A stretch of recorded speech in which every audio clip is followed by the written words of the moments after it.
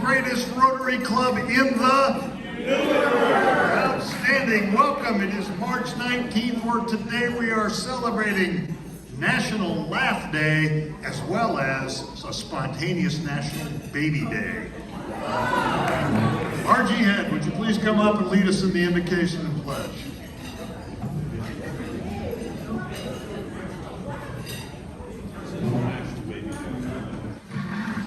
Thank you very much, President Pat. Everyone, today, why don't you sit down for a minute? It'll be a minute before we get to the pledge. Today's inspiration is a story. It's a story about friendship. Friendship and trust are rated among the lowest it's ever been in the U.S. Loneliness, hopelessness, and suicides are among the highest that it has been. Friends are the essence of Rotary. We come for friendship and service. There's a friendship among pilots. During the Vietnam War, 2 pilots were flying together, Bob Pardo and Earl Ammon. They were flying 2 F-4 Phantoms on a mission on Hanoi. On the inbound leg, Ammon's aircraft was hit and they started leaking fuel. After they got to the target, they were both hit again. They didn't know if they'd have enough fuel to reach Laos and safety. Finally, after only a couple of minutes, Ammon's aircraft flamed out completely. Bob Pardo told him to put down his tail hook, and Bob maneuvered behind and rested the tail hook on his windscreen. He pushed him for 15 minutes and 88 miles over the Laotian border. There's a picture of that. This is an artist's rendering of what happened. They both ejected inside of Laos. After some interval, they were picked up by helicopters and taken back to their base. For this, Bob Pardo got a Silver Star. That's an inspiration talk of friendship. Now let's give the Pledge of Allegiance. I pledge allegiance to the flag of the United States of America and to the republic for which it stands, one nation, under God, indivisible, with liberty and justice for all. Thank you very much, RG. That was terrific. Mike Jensen, would you please come up and introduce our visiting Rotarian as well as our guests? Okay, we have one visiting Rotarian, Joe Shearborn. Would you like to introduce? Joe, are you here? Where's Joe? I always hear him talk to him. Joe Shearborn. All right, do we have any guests, please? Oh, not only is Joe Shearhorn here. Where are you, Joe? There he is. And his lovely, he was here last week. He's from Alaska. And this week he brought his better half, Nancy, his wife, who is, I believe, in the pipeline to become a Coronado Rotary. President Pat, fellow Rotarians, I'd like to introduce you to my friend, visiting guest, Mary Washington from Coronado. She's a personal chef and baker. We work together as volunteers for the film festival, and we're friends.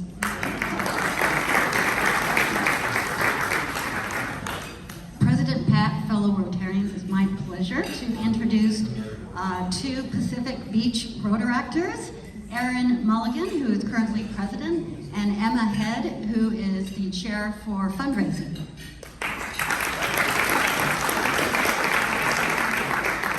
President Pat and fellow Rotarians, it's my pleasure to introduce my guest for today, J.D. Douglas, also from Coronado. President Pat, fellow Rotarians, it's my pleasure to introduce my special guest, Anna Magdaleno, and she is, I know her from the Women's Club, Coronado Women's Club. She lives here in the Cays, and she works for Promises to Kids, supporting foster children.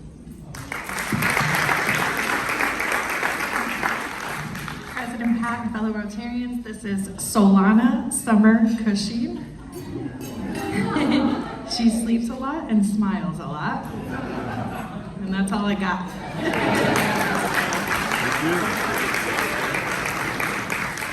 I'd like to introduce my wife, again, the beautiful Carol Hoover Head.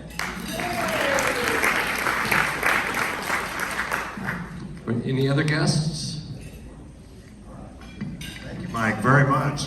Okay, first as a reminder, in case you didn't notice, there are merchandise sales going on out front. But what you don't know is that in addition to what's being sold out front, I have a Mercedes for sale. Actually, I have some car keys for a Mercedes for sale. Oh, wow, it belongs to our guest speaker, so I think it'll be gratis. Run away from me. Okay. Red Badgers, let's see, who do we have today? What we have today is, this is the question that I need to know. Do you put ketchup, or do you put mustard, or do you put both on your hamburgers? Alex? Both. Nadiia? All right. Billy, Canoes. Billy here? I saw Shannon. Did we lose Shannon? All right. Let's see. RG. Both and onions. Oh, both and onions. Lisa. Lamardo. Mustard. Brian Lopez. Both. Both. Susie Owen. Not a Red Badger, but mustard. And Carol Yacht. Both and mayonnaise. So if you enjoy those things on your hamburger, you now have something in common with one of our new Red Badgers.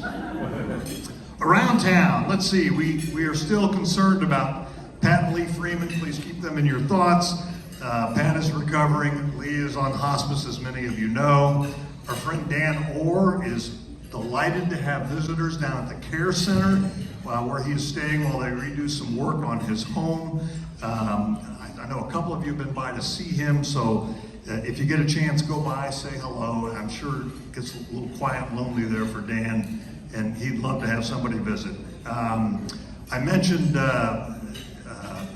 Ron Vernetti. Many of you know Ron went back in the hospital, had surgery. Ron is upstairs from Dan, so you can almost get a twofer if you get time to go by. And then last, I wanted to let you know about Phil Monroe. Phil has some kind of cancer that has to do with asbestos. Mesothelioma, thanks. And he's been through chemo, he's now on immunotherapy. Some of you saw him at the golf tournament. He came out for a brief period of time, wasn't feeling well enough to stay. Keep Phil in your thoughts. He's going to be on this immunotherapy for the rest of his life, he's a remarkable guy. I think Phil must be 87 or 88. He still plays golf, and he's chomping at the bit to get back on the tennis court. So keep Phil in your memories. Ginger? We have yet another card for Ron Vernetti. We've told Ron that after 5 cards, the 6th one is free. So Ron, we're thinking of you, and we're having fun at your expense, but we sure hope you get well if you're online with us today.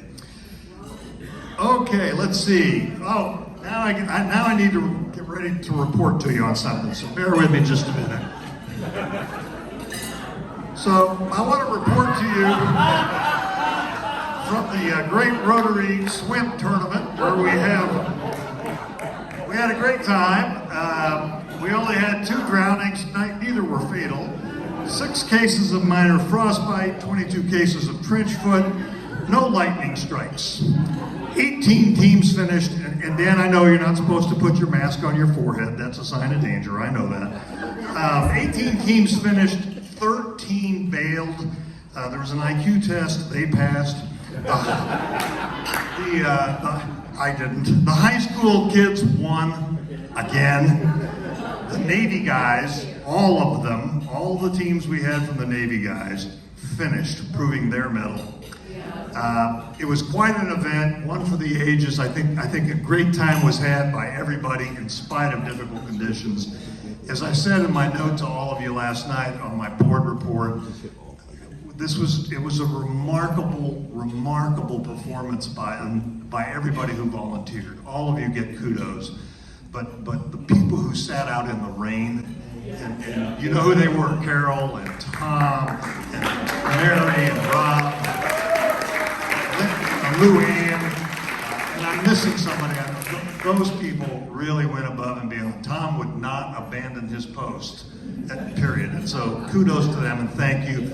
We don't have any final numbers yet. We'll get them for you next week, but it was indeed an event for the ages. Now, I do have, for everybody who participated, one free admit ticket for the Air and Science Museum if you're interested. So come up, see me afterwards. I've got that for you, and we'll pass those out for you. Okay, let's see. Let's do our announcements here quickly. Heidi, do you want to tell us about the speech contestants? Great news. We have some really great news. Yesterday, we had both of our speech contestants that won here, Isabel and Nicholas. They participated yesterday in two different separate competitions, one in City Heights and one in Rancho Bernardo, and both won. And we're moving on to the next round. And so Rob and I have been to a lot of Rotary meetings lately, which is super exciting. And Mary, thank you for coaching Isabel, and we're super excited. Natalie, where at? Talk to us about the district meeting and about the Mexico House bill. Okay, there are a few things coming up. District Training Assembly is next Saturday. It's going to be so much fun. We're going to Liberty Station. I have a list. I think there's like 10 of us going, so it's going to be a good time. We might get a drink after too, who knows? So if you want to do that, please come and see me. And then the next thing we're doing is a House bill down in Mexico in April on the 5th.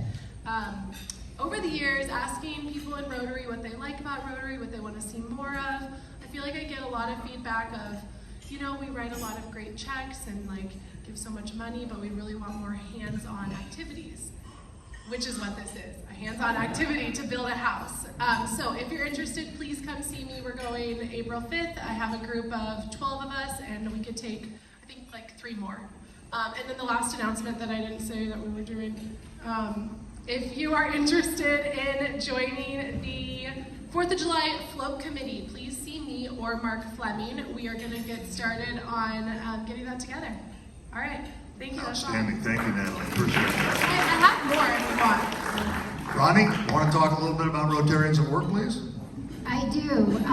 We're having Rotarians at Work Day on April 26th. I have flyers and sign-up sheets on the tables. And I put out all the pins that I had. I would like those back if I can get them back, but some of the tables I didn't have enough.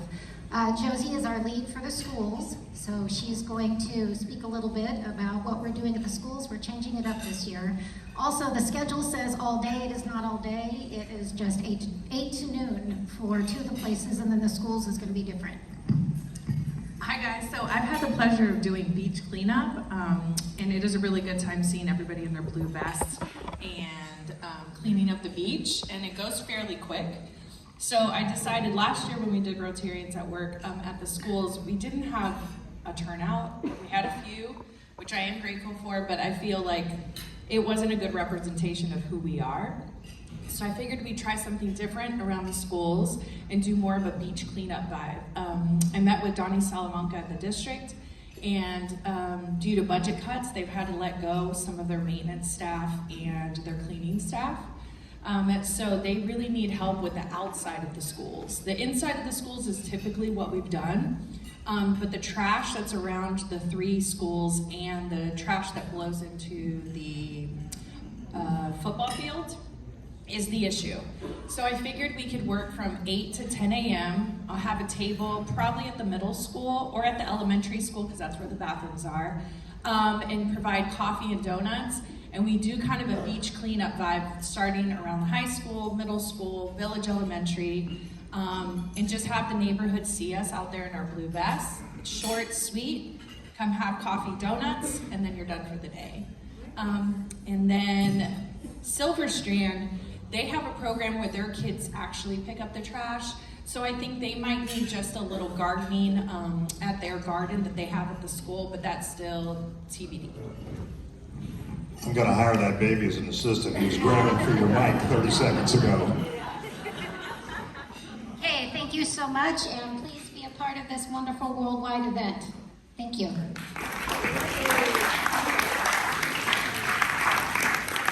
Stephanie Anderson, we have a little project going in June.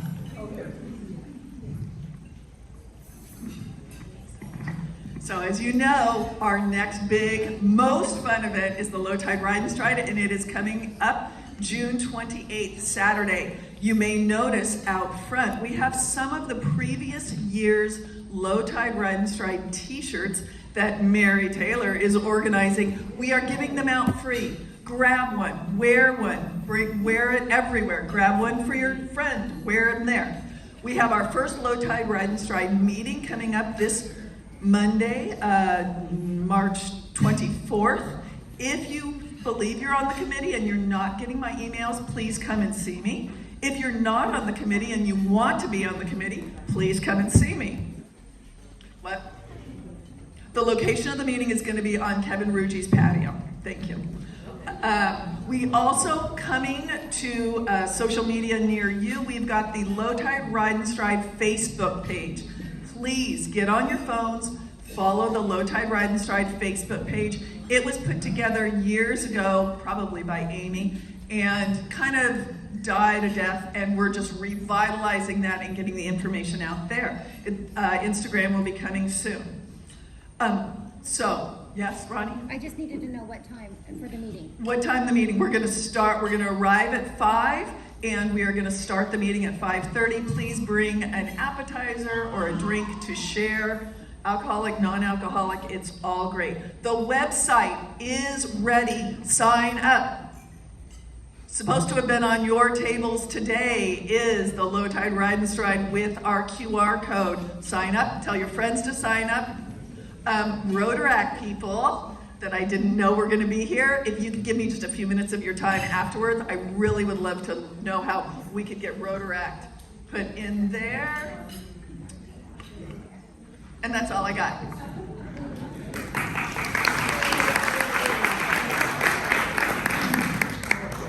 Okay, in case you didn't think we had anything to do, Mary or Rob, which of the two of you wanted to talk about your projects?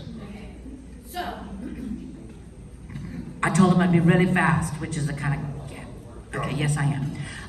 Okay, this Saturday, March 22nd, is the district finals for the music competition, for the district-wide music competition. They're giving out over $4,000, almost $5,000 in prizes to be divided between 6 of the top up and coming tomorrow musicians on Saturday, 1 o'clock in Carlsbad. Yes, it's a trek, but it's so worth it.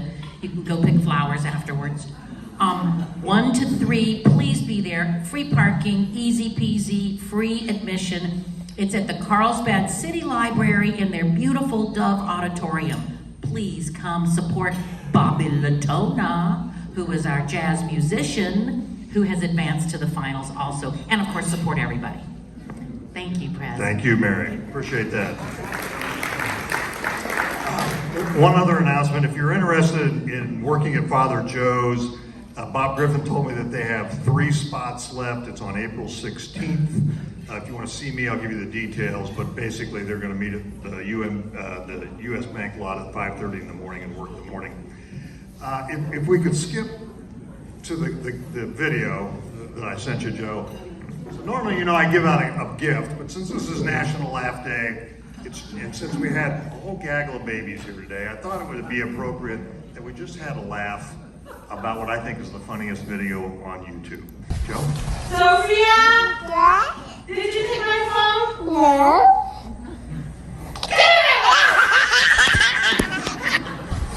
Sophia?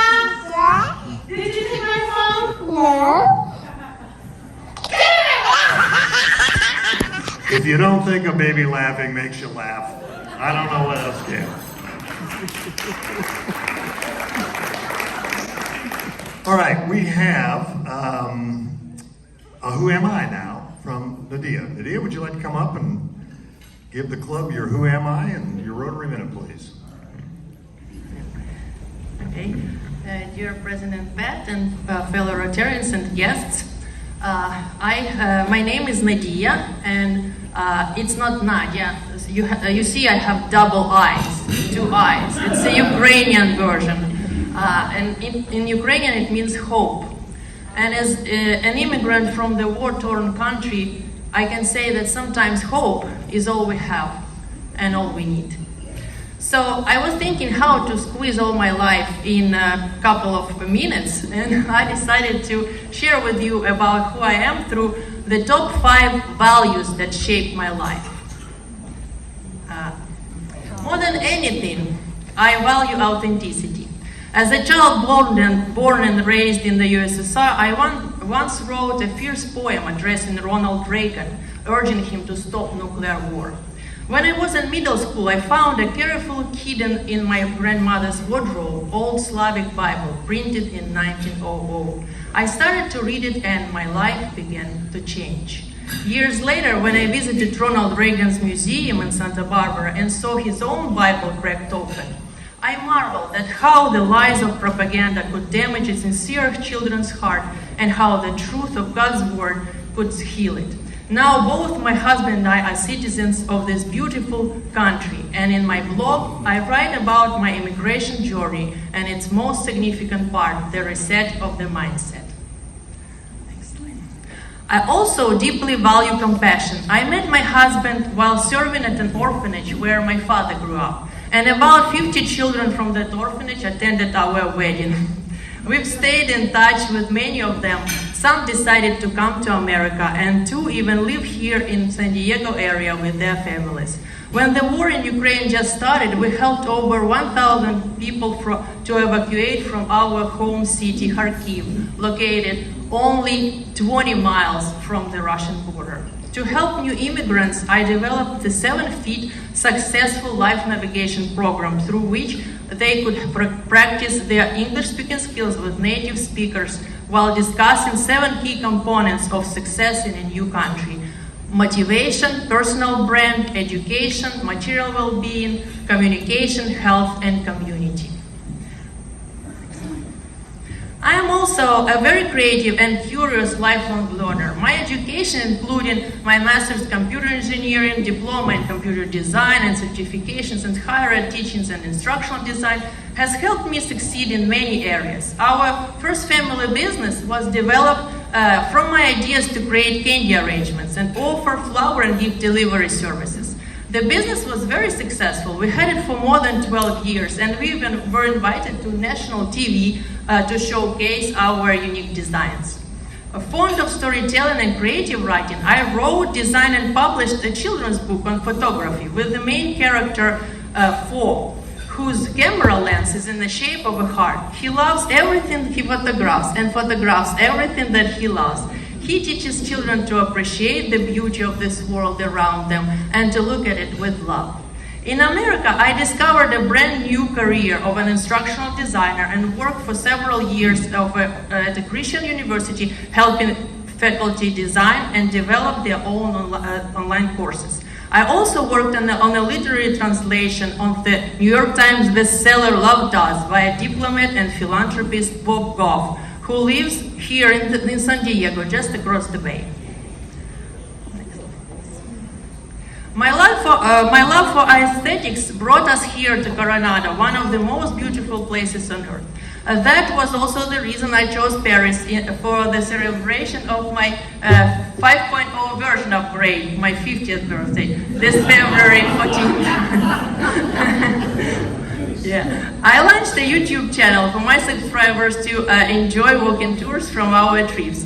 Recently, I earned a personal stylist certificate from London University of Art, College of Fashion, and started my online practice in fashion and style. And next.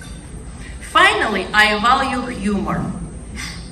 I named our puppy Oscar because when I hold him, which happens numerous times, one on a daily basis, I become the Oscar holder. So I got curious about Rotary and pets and found out that some clubs actually inducted pets as their full Rotary members. For example, the Rotary Club of Dog River in Canada doubled its membership by inducting 9 dogs. However, In Alaska, one club had fill-in members with their human mentors dressing up as cats.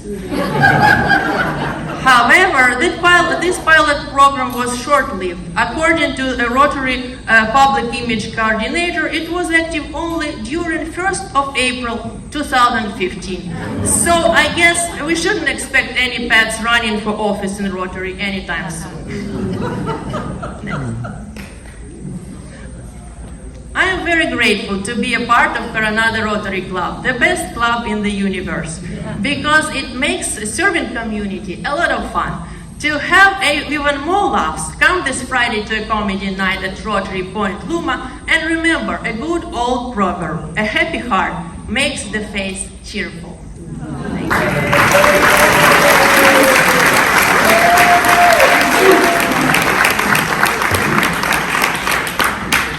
So, Natalie, that's a way for you to work on membership. We do have a special program today from our longstanding member, Karen Strabela. Karen, would you come up and talk to us a little bit about the special project you've been involved in? President Pat, fellow Rotarians, thank you so much for having me today. I ran into President Pat at one of our socials and told him that I switched jobs at the Hotel Del, where I've been there for 13 years. And because of that, he said, well, what are you doing now? And when I shared with him what I was doing, he said, what? They have that there? So he said, come talk at meetings. So I'm gonna get to what my new job is there. So Hotel Del Coronado, I know many of us are familiar with it. Go ahead. Just to give you a little bit of history on the hotel for those who might not know, founded by Babcock and Story, but this land in the top picture, that's before the Del, you guys. Isn't that so cool? It also has, when they decided to do this, they planned the community, they put in the infrastructure, they did the water, the transportation, the electricity, everything came from the Hotel Del. Going back a little bit, Queen Anne architecture, you can see the building of the hotel in the back. It took 11 months to build her. Is that amazing? No planning commission, no nothing. It was really great. They did work 24/7. They made the bricks on property. They made the square nails on property. So amazing. The history is just so incredible. This is 1888. This is what the main lobby looked like in 1888. We had electricity, we had running water, we had telephones. The elevator that's in the main lobby is still the main elevator. It has been updated and modernized, but it's still the same elevator. Tent City was also built, and that was for people to come and stay before, if they couldn't stay in the hotel, it was a little bit cheaper view for you to stay. And when people came, they didn't just come for the weekend like they do now. They stayed for months at a time. We were a wellness island. People came because they wanted to breathe the fresh salt air. If they had tuberculosis, arthritis, anything, they would bring their whole family, come by train, and stay with us. What was mentioned here too, the tennis courts were removed. If you've been here a long time, you remember the tennis courts in front, and now we have that beautiful lawn that we get to have the ice skating rink on and weddings and different things throughout the time. So the master plan started, and that was $560 million master plan. It's been going on for quite some time. It is almost finished. We're so excited. Just to give you a little idea of what was done, they redid the Oxford, updated all the rooms in the views as well as in the Cabana building. We also redid the bar. We redid the laundry building, which is now no longer a restaurant. If you haven't been there, it is now banquet space. So if you're having meetings or different events, we do have more banquet space that's available. This is the North Drive that was finished earlier with underground parking. The lobby was redone. During COVID, we were able to get that done so much quicker, and it's so stunning. So if you haven't been in the main lobby, definitely worth taking a peek at. The front porch was also redone, and they put the porch back on and added a porte cochere. So the main entrance was coming off of Orange Avenue for a while, and they moved it off of Avenida del Sol. That's the main driveway that when you came here in 1888, you came up that same main driveway. So you have the porte cochere and all that redone. And the scaffolding is off the turret right now too. Yay. So the Ice House Museum, this is where I come in. So since I retired, I didn't want to lose my connection with the hotel because I've been there so long. So I was talking to my friend, Gina Patron, who is our heritage manager here at the hotel, and she said, you should come work for me. You can work on a part-time basis. You're an on-call person. So I work a 4-hour shift a couple times a month, but I get to be where I love. This is the museum. If you could, next slide. So this is something that President Pat didn't know. Who knows we have a museum at the hotel? Oh, yay. Have you been there? Yay, it's so wonderful. So you can come and see me a couple times a month. So it's open daily from 10 to 5. Wanted to let you know there's legendary tours every day at 10 a.m. And then on Fridays and Saturdays, we do it at 10 and 2. It's wonderful. It's 90 minutes and you get so much scoop on different activities that are going on. We also have a haunted tour. We used to just do them around Halloween, but we don't anymore. We do them year round, and that's at 7 o'clock every night. But if you don't want to go on a guided tour, you can do a self-guided tour. It's wonderful. It's from 10 to 5. During the museum hours, you come by, you get the headset, you just walk around. It's got little numbers posted around the hotel so you can see that. So that's the museum where I am. Okay, next slide, please. Another part of the addition was the Shore House, which is our Fifth Avenue neighborhood. It is so beautiful. If you haven't been over there, you can get a good view walking down the boardway. Or boardwalk. South Point Lawn is the lawn area that's in front of that. Next. Windsor Cottage was also redone as well, and it's fantastic. The Crown Room was redone. The carpeting there is so beautiful. Definitely something to look into. And then when you're in the lobby, you can see, as part of the renovation, when they were redoing the doors, they found glass inside, and it was the original glass from 1888. So now the glass is back there. As we uncovered different things throughout the hotel, we did incorporate them into the renovation part. But all they really did here was shore things up. The floor is a little more even, the electricity. They redid and polished all the wood in there. It's really gorgeous. The ballroom was also redone. They found a fresco. When you first walk into the ballroom, look up. It's up there. When they started taking the ceiling off, they found the fresco up there. It was damaged a little bit, so they had a painter come in and redo it. It's absolutely stunning now.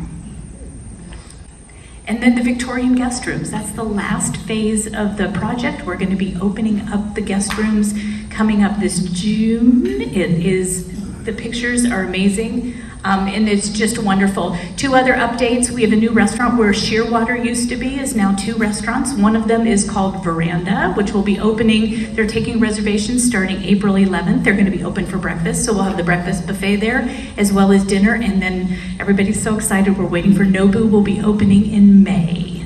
So that'll be a lot of fun.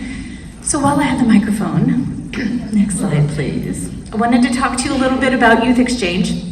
So our Youth Exchange Summer Camp, we haven't had one for a couple years. We're getting ready to do one this summer. Next slide. This is all the details. The kids are going to arrive on Sunday, June 29th, and they're here till Sunday, July 13th. We will have 8 students, 4 boys and 4 girls from 8 different countries. They come, they get to experience it. Our entire district helps host them, but they stay here in Coronado. So if you are interested in getting involved, we would love to have you get involved with us. This is just a couple pictures of what the kids have done before, from inviting us over to dinner one night at your house to get to know these kids. They do beach cleanup. They'll help out and walk with the float at the parade, but they really get a chance to see what San Diego's all about and get to know Rotary a little bit as well.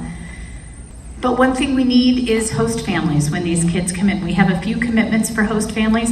If this is something you might be interested in, we keep the kids so busy. They're really gonna get up, have breakfast with you, and take off. We do put some family time involved with the schedule that they're here, but we do keep them really busy, and that's a whole lot of fun. So if you'd like to find out more about that, you can reach me at karen.strabela@gmail.com, or if you're going to the training next weekend, I happen to have session 3, and I will be talking more about Youth Exchange. Excuse me, if you're interested in getting more involved with Youth Exchange. Thank you so much for your time. Thank you, Karen. Let nobody say this Rotary Club is not doing anything. But I promise you that I will not be selling Teslas from the front yard next week. Jean Marie, would you like to introduce our guest speaker, please? I'm really honored to be introducing our guest speaker today. Sandra Scheller is the daughter of Holocaust survivors Ruth and Kurt Sachs. She's the author of Try to Remember, Never Forget, plus the creator of the documentary with the same name. Her TED Talk, Keeping Memories Alive, has been used throughout school districts as a learning platform for Holocaust education. And mainly her exhibition, Ruth, Remember Us, the Holocaust, was created by Sandra and her mother. The dress of her own grandmother, Erna Goldschmidt, wore at Auschwitz is still in existence, and she owns the only surviving costume or dress from Auschwitz today. The dress and other Holocaust items were passed to Sandra so that she could continue to raise Holocaust awareness through education. So we're very, very fortunate to have Sandra Scheller here with us today.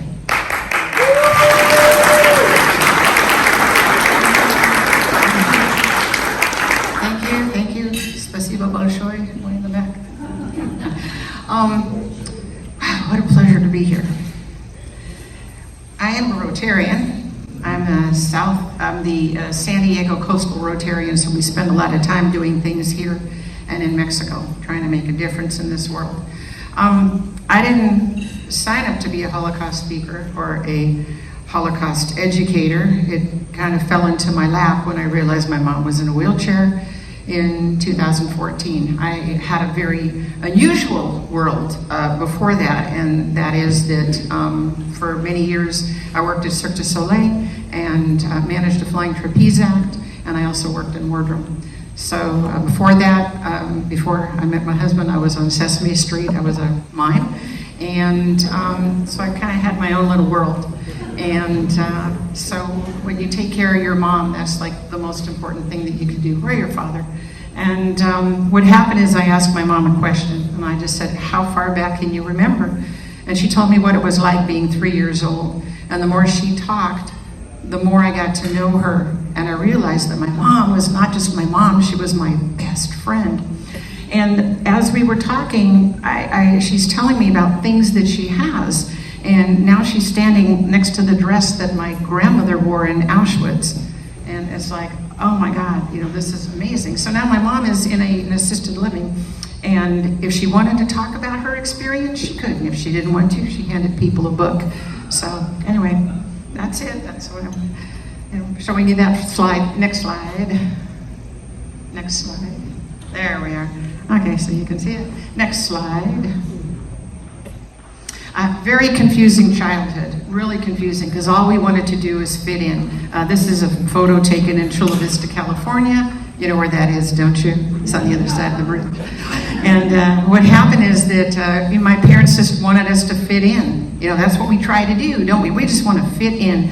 And here it was, I'm sitting on Santa's lap, and I don't quite understand it because I never had Santa in my life before.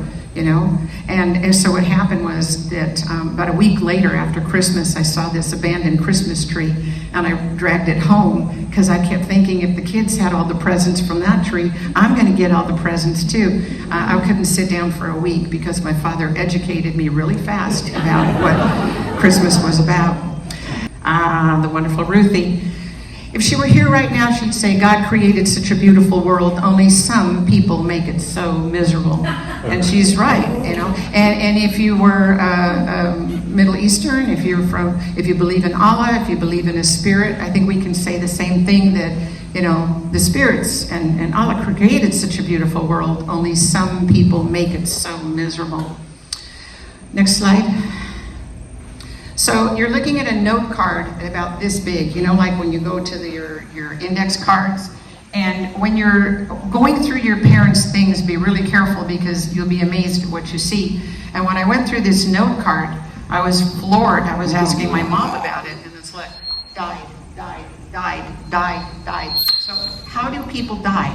How do they die, right? What happens is that you dig a ditch, you get sent into a logger, you breathe the air, you go back to the ditch, and you're shot in the hole because they were Jewish.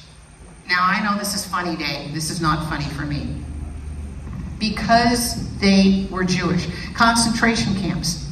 Okay, gathering of people, extermination camps, because they were Jewish. You didn't have extermination camps because you were black. You didn't have extermination camps because of being Jehovah's Witness. It's because you were Jewish. And if you look at the 4 names down below, that's my mother, my father, my grandmother, and my grandfather. Okay, for Funny Day, I do get a laugh when I'm telling people about my mom who survived the Holocaust, and like 5 minutes later they say, "Did your mom survive?" Yeah, otherwise I wouldn't be here. Next slide.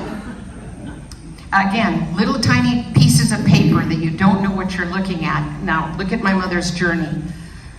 2nd of December, 1941 in an intern. 5th of December, 1941 in the ghetto of Theresian. 23rd of October, 1944, already in Auschwitz. The 27th of October, that is when my mother and my grandfather and my grandmother were supposed to be killed. What happened was they were separated from my grandfather. They were already in a transport. And when you saw all the smoke and you saw all the smell and the soot and everything, all of a sudden it was like a miracle. When you talk to Holocaust survivors, ask them if they know about a miracle that happened to them. And the train kept moving, and then it ended up going to Uteron. And then on the 11th of April, if I have time, I'll tell you about it, is when they were put in a car and the train blew up, and I'll see if I can tell you about that in just a bit. But look at how long my mother was in, from 1941 until 1945. Now, if you were 13 years old, that would be 13, 14, 15, 16, 17. That's when your mind is a sponge and you soak it in. And again, the hardest thing for my mom was no school, no education, even other things that I'll tell you about. Next slide. So my mom was from Czechoslovakia. I'm a canceled Czech. All right, next slide. And Hitler needed to go after my grandfather, right? Next slide. And my grandmother, right? Why? Because they were Jewish. Because of being Jewish, no other reason. Next slide.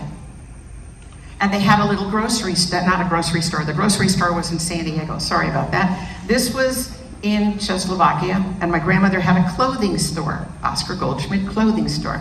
And my grandfather looks like Charlie Chaplin. Okay, I'm gonna answer the one question I get all the time. Why do I have the photos? My grandfather's brother's wife was not Jewish, and they were photos everywhere, and she collected everything and put them in hiding. Had it continued in 1945, she already had a notice that she was to be killed or going into a camp because she married a Jew. Next slide. But that didn't happen. There's my mom. Isn't she cute? But of course, Hitler needed to kill them, right? Makes no sense. Next slide. And look at the love. Isn't that marvelous? Look at my grandfather and my mother. My grandfather had a job where he worked for a company that made socks. Now, remember back in the old days, you know, when you were at the Hotel Del, wherever you are, talking about the Hotel Del. Yeah. So back in the old days, you know, they had garters. Remember, okay. So now you didn't have to have garters in the socks. So my grandfather worked for this wonderful man, wonderful, right? And he would go to all these different places. It would be like going to Nordstrom, Neiman Marcus, all these places, and saying, you don't need garters anymore. You just, you know, they come right, the socks bounce right back. Next slide. And my mother had a nanny, and most people don't believe this, but the nanny's family raised foxes, and they trained the foxes. Next slide. And she'd bring the fox over, thank you. Oh, yeah. Next slide. But my mother just wanted to fit in. You know, you go to weddings, you go here. It's not like my mother was poor. She did very well, right? Next slide. Okay. Are we going to get buzzing if I get close to here?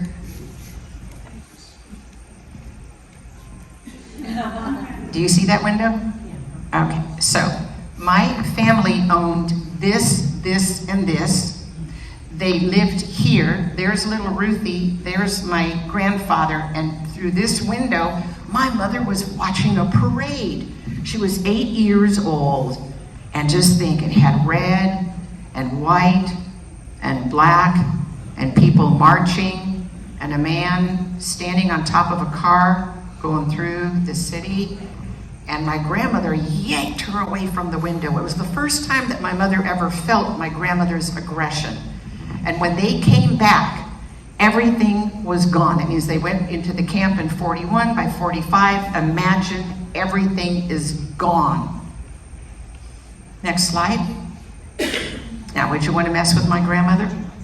She was under 100 pounds when she got out of the concentration camp. One of her dear friends was Viktor Frankl and Walter Frankl. Viktor wrote Man's Search for Meaning, so we grew up with the Frankls. I never really knew anything about him except that he would always come over and draw pictures, and he was very close to my grandfather. But he saved my grandmother. Victor's brother was Walter, and he died in Auschwitz. Victor's wife also died in Auschwitz, and then he married Tilly was his wife, and then he married Ellie. And I'm still very close with Victor's grandson. And so the reason I bring this up is because they're making a film about Victor's life and who he was. You see, when you talk about Freud, you talk about sexuality. When you talk about Adler, you talk about power. When you talk about Viktor Frankl, you talk about humanity and the human in you. Next slide. March 14th. What's today's date? The 19th. So March 14th was my grandmother's birthday. 1939. They did something they weren't supposed to do. They listened to a radio, because what do you do on a birthday? You listen to music and you cut a cake. But instead of hearing music, they heard that Hitler's troops were invading in the area. My grandfather, my grandmother, my mother get downstairs. They go out where the factory is, and that wonderful supervisor is wearing a swastika. And he says to my grandfather, Oscar, get out, you have to leave. The problem is, now that you see people that are Jewish running and panicking, they don't have blonde hair, blue eyes, whatever, right? And they're invading, the town, right? And what happened is that they had to figure out how to get home. When they got home, they were greeted by 2 SS officers. And when they got there, they had to stand back. Here's my mother, who was like 9 years old. And the Nazis took everything and anything they wanted, invading whatever they wanted to take, breaking, kicking, and they took the keys to the car. The next morning, my grandfather did something again he wasn't supposed to. He talked to his non-Jewish friend. He said, can you believe that the Nazis came in, they invaded us, and they took the keys to the car? And so he went to the SS office and said, you know, Oscar sold me that car. And then my grandfather learned that now this man is driving my grandfather's brand new Praga Piccolo. My mother had a friend, little Zhenzhina, and they were best friends. And now you know when you're little, when you don't talk to somebody for a long time, you think that there's a problem. Gee, I haven't talked to that person. And my mother already was so smart. She was so smart about these things. And she had this necklace on, and she took her necklace off, and she gave it to Zhenzhina, and she says, if I speak to you and we get caught, either you're gonna get killed or I'm gonna get killed. And my grandmother talked to her mother and said, I know that there's this magazine, this newspaper about how horrible Jews are. And the woman rolled up the magazine and gave it to my grandmother to read just how horrible. It's called Der Stürmer, all right? It was really horrific what they went through. So now little Zhenzhina is gonna wear my mom's necklace. My mother doesn't know exactly what's going on. My grandfather's watching his friend drive a car. Let me ask you guys something. Y'all know that my family made it through the concentration camp, and when they came home, did the man give the keys back to my grandfather and said, thank you so much for, you know? No, he didn't. Did Zhenzhina take the necklace off, at least give it to my mom? Of course, because women are honest. Next slide. My mother liked to dress like twins because she didn't have any brothers or sisters. When my mother left the village, there were 11,000 people in the village. Imagine if somebody came into Coronado and cleaned up Coronado, and when you came back, there were only 200 people that came back. Out of the 200 that came back, my mother, my grandmother, and grandfather were the only surviving family because my mother didn't have brothers or sisters. Next slide. So here's a little agenda. I'm sure a lot of you know this. If I was in school right now, I would read this to you as far as what Hitler did, but we're here to talk about my mom, and you know, let's do that. Next slide. Next slide. Next slide. Next slide. Yeah, you saw that word, sterilization. Next slide. Okay, 1939. We're gonna mark you. This is my grandfather's. Yep. We're gonna put it right here. And now I get to walk around, and you get to call me a dirty Jew, spit on me, kick me, tell me that I cannot go into a store, the little ice cream store that I used to go to 2 years ago, I can't go because I'm Jewish. If I take this off, and somebody rats on me that I took this off, I could get beaten or killed. Now, what is wrong with that picture, and how could that have been allowed? Next slide. Next slide. Oh, we're now in school. We're 8 years old. We're going to read a book, children's book, The Gift Pulse meets Poisonous Mushroom. Now, look at the cover of the book. If you were a parent, would you go to the school board in Germany and say, what is this thing that you do about Jewish people, giving them great big noses and looking them look so ridiculous like a mushroom? Well, let's go one step further. Next slide. Just as often it is very difficult to tell the poisonous from the edible mushroom, it is very difficult to recognize Jews as thieves and criminals. And this was allowed. Let's get to the minds of the young ones. Let's go grab all the German children and put them in a circle and have a barbecue and have a talk and let them fire guns and put them in a uniform, because this is going to be really nice, and we're going to get rid of all the Jews, and you're going to take over their buildings and you can play with their toys. And by the way, do you know of a Jew? Where does he live? And this is how they figured out who was who and what was what. Next slide. I'll pass on Hez, and I'm going to talk about her. Sure, why not? So there was a baby contest, okay? This is Hezzy Levinson, and she's, 3 months old, and she was not the Gerber baby, she's the Goebbels baby. And what happened was that there was a contest that was taken, and the photographer submitted the photograph of this beautiful baby. And guess what? Beautiful Aryan baby, okay? Aryan meaning blonde hair, blue eye, perfect, blood, right? German blood. And they picked a Jewish girl. How about that? She's about 95, and she's still, what I do here is what she does on the East Coast, goes to schools. But what are you going to ask her? What was it like getting that photo taken when you were 3 months old? Do you remember? Next slide. There's my mom, most important photo that I have. 2 days before going in a concentration camp. All the relatives that had to dig the ditches, they were all together, trying to figure out what to wear. No, she doesn't have her star on because she had it on a coat. So they were trying to figure out what they're gonna do. They're going into a work camp. She's 13 years old, right? And she's got shirts underneath, and by the way, that's not a skirt, those are culottes that she would tell you. She was already putting things in the boots, right?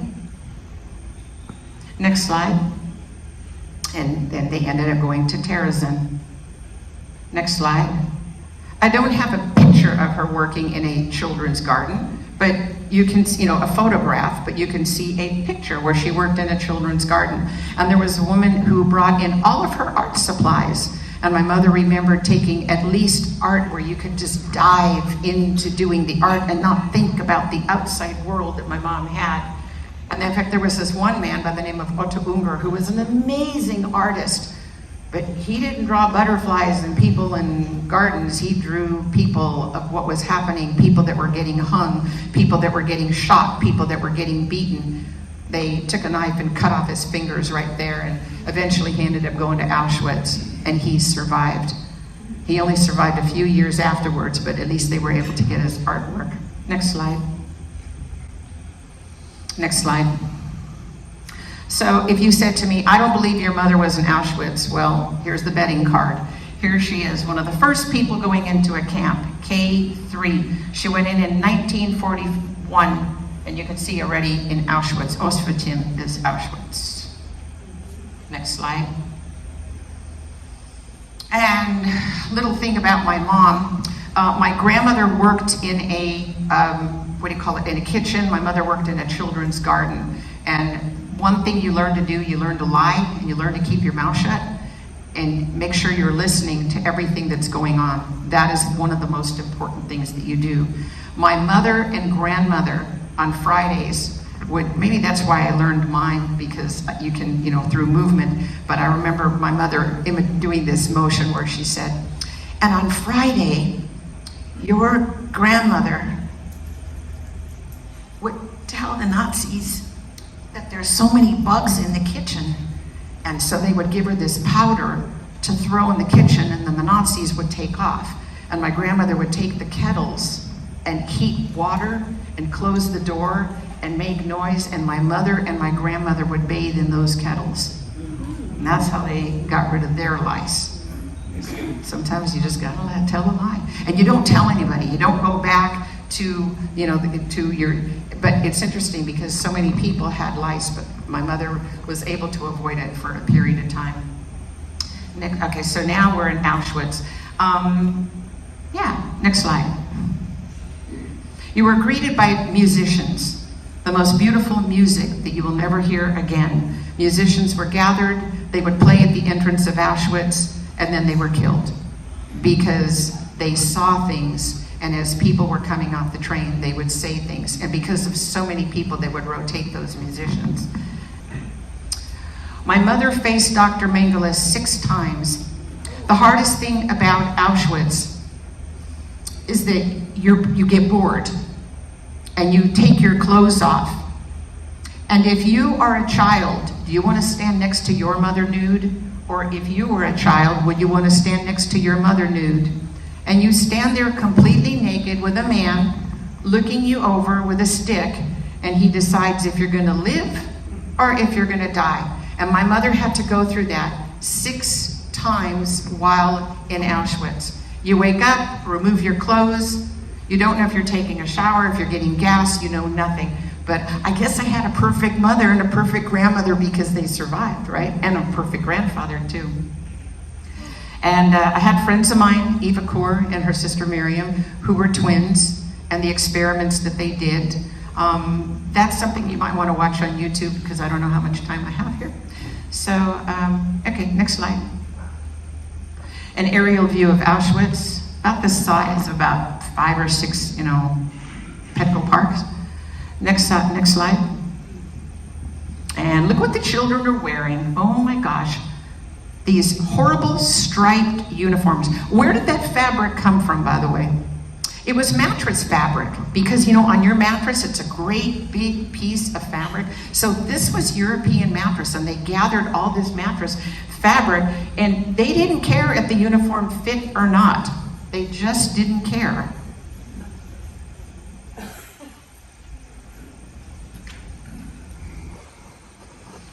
So the man that wore this, did he live or did he die?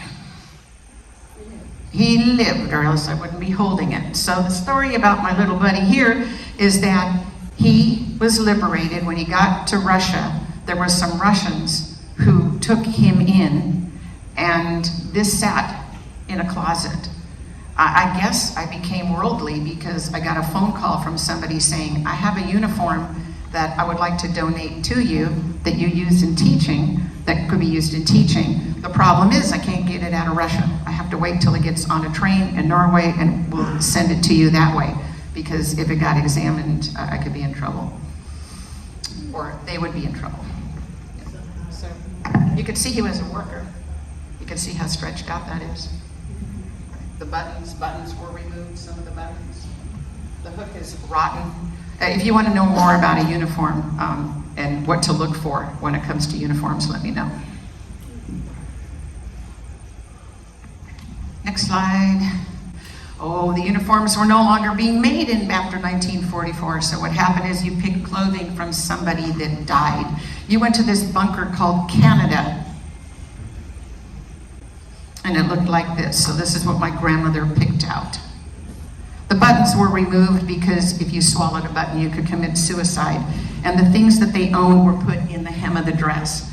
Didn't have to worry about a period, if you know what I'm talking about, because it didn't exist. With the amount of food that they gave you and the liquid that they gave you, you were just barely alive. So you didn't function as a woman. and that's the back of the dress. Every Friday, my grandmother had to bend over, and they marked her with this marking. And I know what some of you are thinking, or the question is, what does that mark mean? It's a very fast mark that they did as you got off a train or if you got somewhere. Because you see, if you walked around Auschwitz wearing this, you know, maybe picking up a diamond ring from some of the Jews that had to dump the rings, you know, or the gold that they had, and you know, but when you marked them, then you knew that they were a prisoner. It has a very funky smell. I was just sitting at a table right here. Weren't we just talking about a smell, about when you go to a camp and you still smell? When I went to Ukraine, when I went to Kiev and I went to Babi Yar, oh my God, the smell in Babi Yar. You know, it's a nice, beautiful spring day, and it's just like, terrible. Plocha. Next slide. Just so you know, if your wedding ring didn't come off, they would chop your finger off. They didn't care. Next slide. Look what the men wore. Is that a good day or a bad day right there? That's a good day. You know why? Because they were discovered. Finally, somebody went in and said, we can't let this happen. We will not let this happen. Why? Because they were Jewish? And then later on, what, Jehovah's Witness? Black? Political choices? I mean, this is horrible. Just horrible. We didn't get put on this earth so we could have other people stop us from our thoughts and our things. I have this friend of mine, Jill Oliver.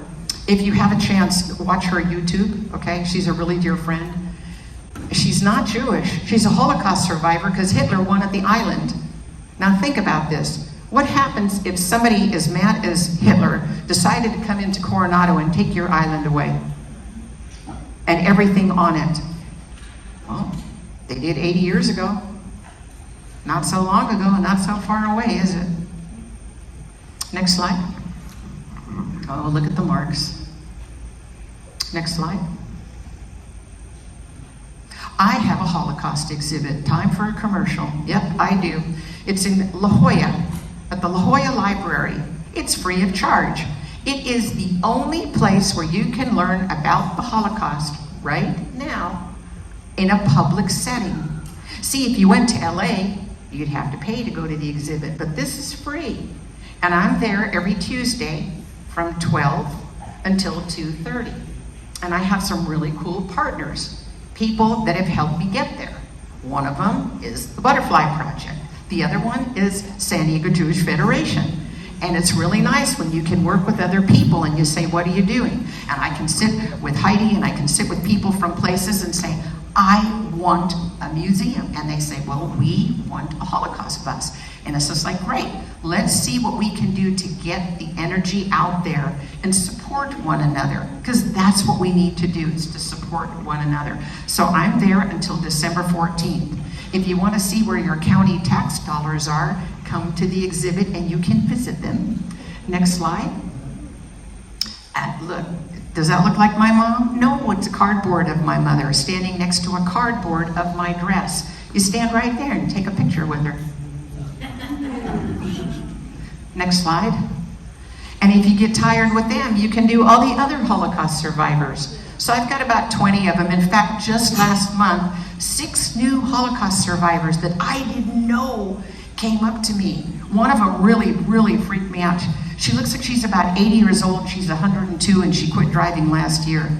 She had her number removed. And now we're having a conversation and she says, well, I live in La Jolla. Do you know the Froniaks? I'm like, yeah, my mom was really good friends with the Froniaks. She goes, well, there was a woman that I was in a camp with by the name of Ruth. Was it my mom? Was it Goldschmidt? And we were all together and I was like, oh my gosh, she's my new best friend. What does she do when she's wakes up in the morning? She goes to college. She takes college courses online. So 7 people would sleep in a bunk and the heads would be sticking out. It's not that you slept this way, but your head would be sticking out, just so you know what it was like. Next slide. And what your food looked like. Next slide. See, if you were a really good worker, they'd give you a piece of bread. One thing about my family, you never wasted bread. Never. Oh my God. Even when I'm with Holocaust survivors, it's like you'll get something to eat and they'll always take the bread with them. They eat, no matter what, you do not waste bread. And would you want to get a meal through barbed wire? Not a good picture. Next slide. Nazis removed gold. They took anything they wanted. My grandmother knew about this, so she went in and she broke the teeth out of her mouth because she had gold in her teeth. Next slide. And she put them in the hem of her dress. So with permission, let's watch a little story on Ruthie and then The story is I got it from my grandmother, my father's side. A small ring. Okay, you got a small ring from your grandmother and grandfather. A golden ring. A gold ring. And I loved it. And Auschwitz I had to drop it into the bucket. You took it with you to Theresienstadt. And I hid it. You hid it in Theresienstadt. But when you got to Auschwitz, they took it away because they shaved me. I had it in my hair. You had the ring in your hair, and then when they shaved your hair, they found the ring. Did they find it, or did you say, wait, let me drop this in the bucket? I don't remember anymore. It was so fast. But you tied a ring. Wonderful. Mama, you had to tie the ring. You tied the ring in your hair? Underneath. Underneath. Oh my gosh. So now, for your 38th wedding anniversary, we can stop this because she tells a story about her ring. 35th wedding anniversary. She tells a story about how she, for her 35th anniversary, my father was like, well, what do you want? She was like, you know, I really miss that little gold ring that was tied in my hair for 3 years, and when I got to Auschwitz, they shaved my head. Who are the they? Okay, here we go. Who are the they? So when you're getting shaved completely, is it the Nazis or the Jews? The Jews, all right? And when you got tattooed, did the Nazis tattoo you or did the Jews tattoo you? The Jews. And when they humiliated you after getting a shaved head and they wanted to put that line down the front, who did that? Yeah, that's right. Yeah, Nazis and Catholics. That's right. Okay, so my grandmother had this gold in her tooth, and that was in the dress, the hem of the dress, and some of the caps came out of the dress. Okay, and how much time do I have? I'm over. Okay, all right. So I'll make this my last slide, if that's okay. And what happened is I went to my mom and I'm like, what do you want me to do with these teeth? So I went ahead and had them re-melted so that I would always remember my grandmother happy and sad. If you go to the next slide, and I promise I'm done after this, it'll be from the Amargosa Opera House where I used to work, and you could see what's on the door. Anyway, if you have any questions, come to the exhibit. Thank you so very much.